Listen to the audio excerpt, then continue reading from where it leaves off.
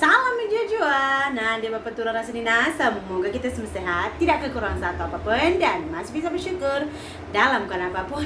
Amin.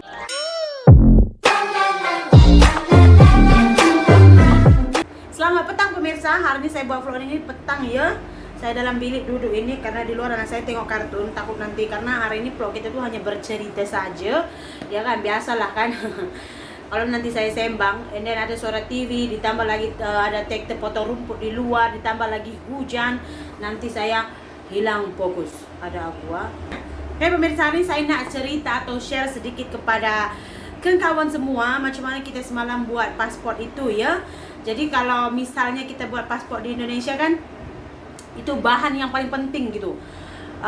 Itu adalah ijazah, kartu keluarga dengan KTP, 3 benda tuh. Tapi kalau yang tak ada ijazah tuh boleh kita ganti dengan akte kelahiran gitu ya, akte kelahiran atau surat kawin atau surat pemberkatan perkawinan gitu. Tapi kalau ada ijazah hanya 3 benda itulah. Tapi kadang-kadang karena mungkin banyak juga case-nya seperti ini, mereka buat paspor pelancong tapi dia orang pergi ke macam contohlah dia orang pergi ke Malaysia ini tapi untuk bekerja gitu, jadi kan susah ya gitu. Jadi kebanyakan gitu kalau macam kita yang dari kampung nih nak buat paspor tuh, mereka akan minta bukti tambahan gitu. Macam saya dulu pun seperti itu waktu saya belum daftar kawin dengan suami saya tuh, bila saya buat paspor baru.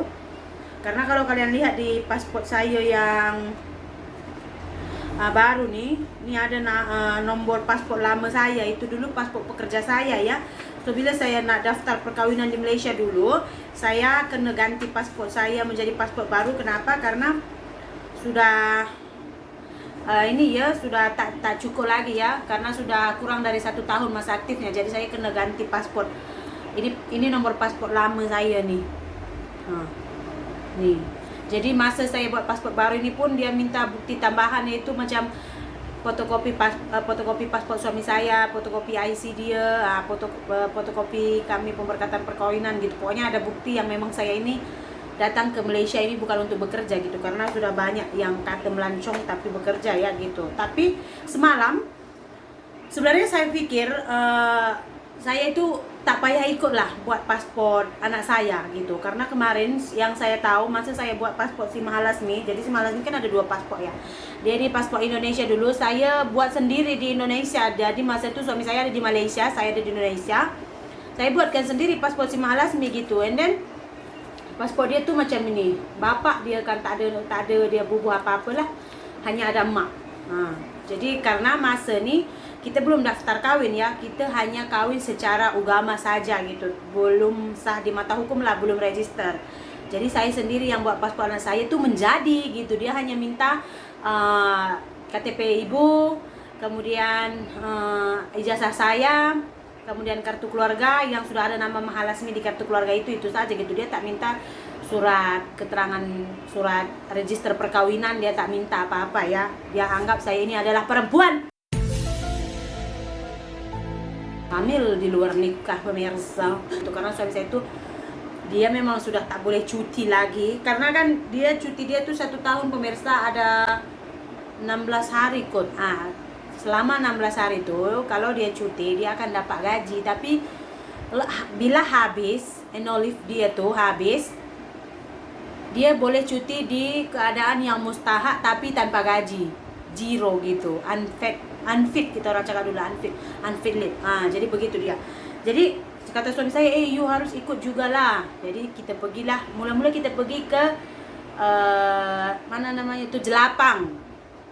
Karena dulu suami saya buat paspor di sana. Jadi katanya di Jelapang, tak, sekarang buat paspor pergi ke UTC, gedung UTC. Lepas tu di depan pintu masuk di kantor immigration di Jelapang tuh ada nomor UTC di sana gitu. And then kita terus pergi ke UTC dengan menggunakan Google Map. Si puan itu belok kiri. Nasib baiklah kan. Terima kasih kepada penerima terima kasih kepada pencipta Google lah, ya kan.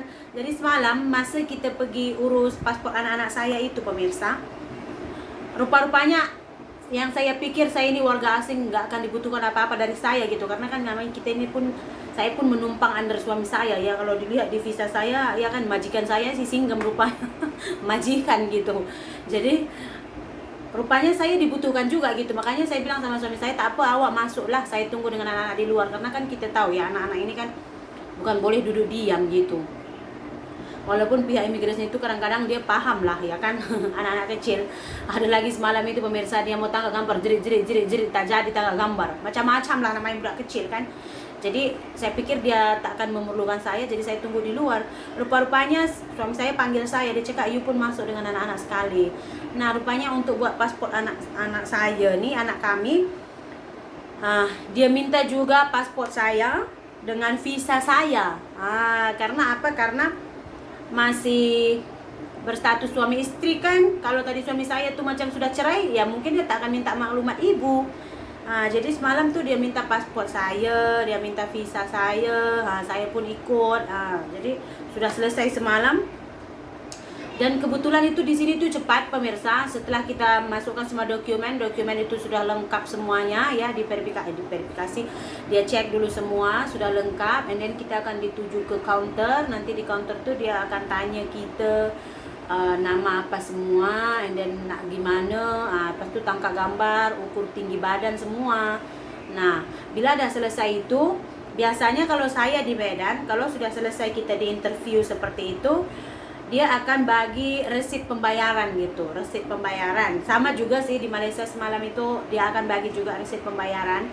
Tapi kalau di Indonesia biasanya ada orang kata macam ni, oke hari ini kita sudah dapat resit pembayaran itu, jangan hari ini dibayar katanya. Kadang-kadang tuh walaupun kita sudah lulus, kadang-kadang belum masuk sistem nama kita, so kita kalau bayar tuh belum boleh gitu, so kena tunggu 24 jam. Jadi hari ini kita dapat resit tuh, esok bayarlah. Lepas pembayaran baru paspor kita akan selesai 3 hari masa kerja, office hour lah. Macam kalau kita dapat resit tu hari Jumaat, so hari Rabu dah siap lah paspor kita. Kalau di sini semalam tak, bila dah selesai semua dia bagi resit pembayaran, kita tunggu nomor antrian kita, and then dia panggil kita bayar. Lepas kita bayar, dia akan bagi resit pembayaran tu, and then kita bagi lagi ke kaunter pengambilan paspor, dan paspor itu clear, selesai. Cepat sekali ya. Jadi semalam itu setelah anak saya dua-dua buat paspor, jadi suami saya kata seperti ini, ada bawa paspor saya tak? Saya cakap bawa. Lepas tu sudah tunjuk dia punya paspor. Rupa-rupanya paspor suami saya itu last 21 Februari 2021 pemirsa, sudah expired. Jadi harusnya tadi kita sudah boleh pulang.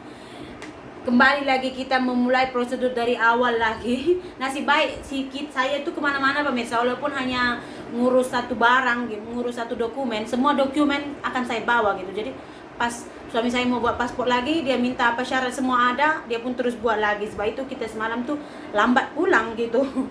Dan paspor lama dia pun sudah dipotong. Jadi semalam kata Singgam, buanglah itu tong sampah. Saya cakap tak nak, sebab ini identiti kita. Kalau kita buang di tong sampah dan nanti ada orang yang salah gunakan, baik kita bakar saja, bawa ke rumah, bakar di rumah, saya cakap.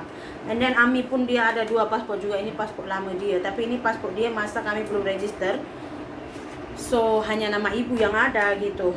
Rupanya kalau kita sudah mendaftarkan perkawinan ya, pihak imigrasi itu minta surat register perkawinan kita. Kalau mak dia ke atau bapak dia warga asing, dia akan minta visa, dia akan minta paspor gitu. And then kedua orang tua tuh harus hadir gitu pemirsa. Rupa-rupanya saya pikir tak, kalau tadi kami belum register, suami saya sendiri pun boleh urus gitu. Dan harganya sama saja di Indonesia dengan di Malaysia, harga paspornya tuh sama aja ya. Kemarin pun waktu saya buat di Indonesia tuh 600 lebih juga. Ini pun semalam Singgem buat dia 200 ringgit juga tuh, lebih kurang harga sama lah ya. Tapi mungkin karena kita di Indonesia tuh ramai, jadi dia proses dia tuh agak lambat. Tapi kalau di sini saya tengok cepat je selesai. Semalam dia sampul semua ini, kita sampul mau tambah lagi 5 ringgit semalam ini. Jadi selesailah semua. Kalau kita sudah selesai semua dokumen, memang akan mudah ya. Harap-harap doakanlah plan kita itu selesai semalam. Dan pembayaran semua dibuat melalui kad juga, tak boleh dibayar cash duit. Apa-apa sekarang lah, walaupun hanya RM1 pemirsa. Walaupun kita itu pergi ke mahkamah sumpah tuh, Mau bayar 2 ringgit saja pun kena pakai kad juga sekarang ini.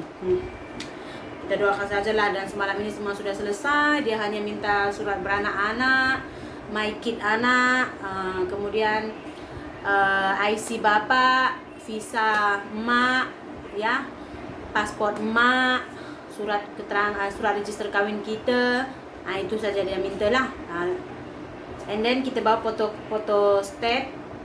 fotokopi 1 lembar untuk 1 nyawa lah. Jadi macam Boy dengan Ami semalam kan 2 nyawa, walaupun ada beradik ya tetap aja dokumen Boy dengan dokumen Lasmi itu asing-asing. Kemudian kita bawa sekali original pun kita kena kemukakan juga, so dia orang akan cek dulu. Nanti kalau semua sudah clear, original dia kasih balik, fotoset dia orang ambil, dan selesailah pemirsa. Selesai semua. Jadi sudah boleh kita pergi ke mana-mana saja, ke seluruh negara di dunia, kecuali katanya Israel. Tak tahu lah Indonesia boleh pergi Israel ke? Saya pun tak tahu. So itulah dia sedikit cerita saya masa kami buat pasport semalam pemirsa. Kalau ada dokumen memang cepat je kita buat semua urusan ya. So terima kasih banyak sudah melihat video saya ini. Kita jumpa lagi lain video ya. Bye bye.